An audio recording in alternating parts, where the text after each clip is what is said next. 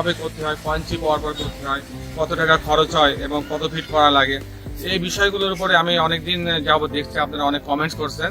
তারই পরিপ্রেক্ষিতে আজকে আমি আপনাকে স্যান্ড পাইলিং সম্পর্কে একটা আইডিয়া দেওয়ার চেষ্টা করবো। আমার পিছনে দেখেন স্যান্ড পাইলিং এর মেশিন সেট করা হয়েছে।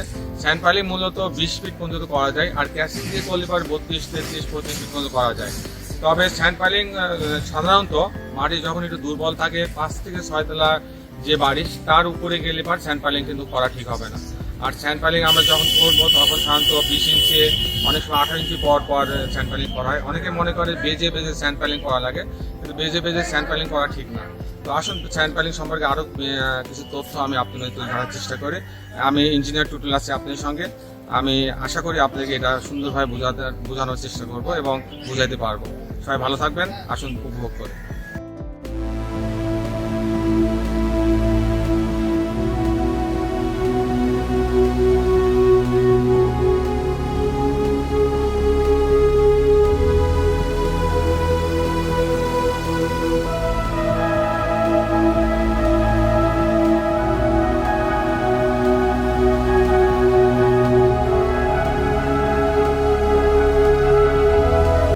দর্শক মণ্ডলী, আসলে স্যান্ড পাইলিংটা এরকম যে আমরা যখন স্যান্ড পাইলিং করি তখন হচ্ছে এই যে আপনি হ্যামারটা দেখছেন, হ্যামার, এটা হচ্ছে উপর থেকে নিচে ফেলে দেওয়া হচ্ছে।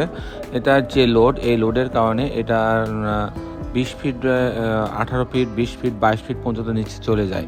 তখন আস্তে আস্তে যখন 20 ফিট পর্যন্ত এটা বোরহোলটা করা হয়ে যায়, গর্তটা করা হয়ে যায়, তখন এর মধ্যে মোটা বালি, যেটা আমরা সিলেট স্যান্ড বলি, সেই বালি অল্প অল্প করে দেওয়া হয় এবং আবার উপর থেকে এটা দিয়ে এর কম্প্যাক্ট করা হয়। এভাবে পুরা জায়গাটাকে, এই যে 20 ফিট জায়গাটাকে পুরা একটা লেয়ার, এটা 8 ইঞ্চি ডায়া হয়, অনেক সময় 10 ইঞ্চি ডায়া হয়।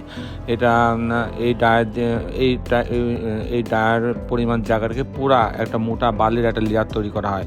এভাবে 18 ইঞ্চি পর এই এখন যেখানে করছে ঠিক এর 18 ইঞ্চি পরে আবার আরেকটা হোল করবে। এভাবে সারা যতখানি জায়গার উপরে বাড়িটা হবে ঠিক ততখানি জায়গা নিয়ে এইভাবে মাটিকে ট্রান্সফার করা হয়, মাটিকে কম্প্যাক্ট করা হয়।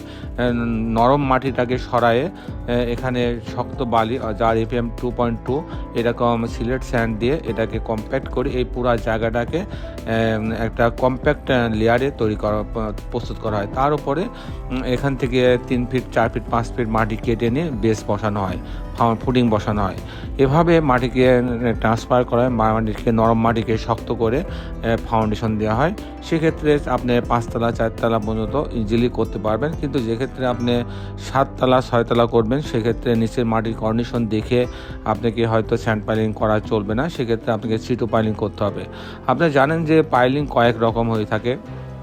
যেমন স্যান্ড পাইলিং হয়, অনেকে টিম্বার পাইল, কাঠের পাইল করে থাকে, অনেকে বাঁশের পাইল করে থাকে। তারপর হচ্ছে মেন পাইল যেটা আছে সিটু পাইলিং এবং কাস্টিং সিটু পাইলিং এবং প্রিকাস্ট পাইলিং। এটা হচ্ছে অরিজিনাল পাইলিং, যেটা হচ্ছে আমরা বহুতল বাড়ি ক্ষেত্রে ব্যবহার করে থাকি। তবে নর্মালি 5 তলা বাড়ি পর্যন্ত যদি মাটি মোটামুটি একটু নরম থাকে, যদি খুবই খারাপ না হয়, সেক্ষেত্রে আমরা স্যান্ড পাইলিং ব্যবহার করতে পারি।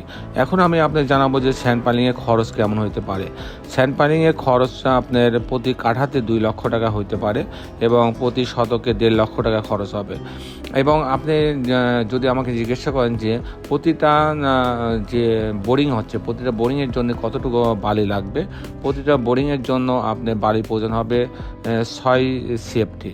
এবং আপনি যদি জিজ্ঞাসা করেন যে প্রতি রানিং ফিটে অথবা প্রতিটা বোরিংয়ের জন্য কত টাকা আপনার লেবার খরচ হতে পারে, যেহেতু এটা 20 ফিট হয় আর 15 টাকা ফিট হয়, যদি ওরা প্রতি ফিট 15 টাকা করে নেয়, সেক্ষেত্রে প্রতিটা বোরিংয়ের জন্য মিস্ত্রির খরচ হবে 300 টাকা। দর্শক মণ্ডলী, এই ছিল মোটামুটি আজকে আমার উপস্থাপনা। আপনারা যারা দেশে এবং দেশের বাইরে আমার এই ভিডিওটি দেখলেন, সবাইকে আমি আমার প্রতিষ্ঠান গ্রিন আর্কিটেক্টের পক্ষ থেকে অনেক অনেক অভিনন্দন এবং শুভেচ্ছা জানিয়ে আমি ইঞ্জিনিয়ার টুটুল বিদায় নিচ্ছি। আপনারা সবাই ভালো থাকবেন। আল্লাহ হাফেজ।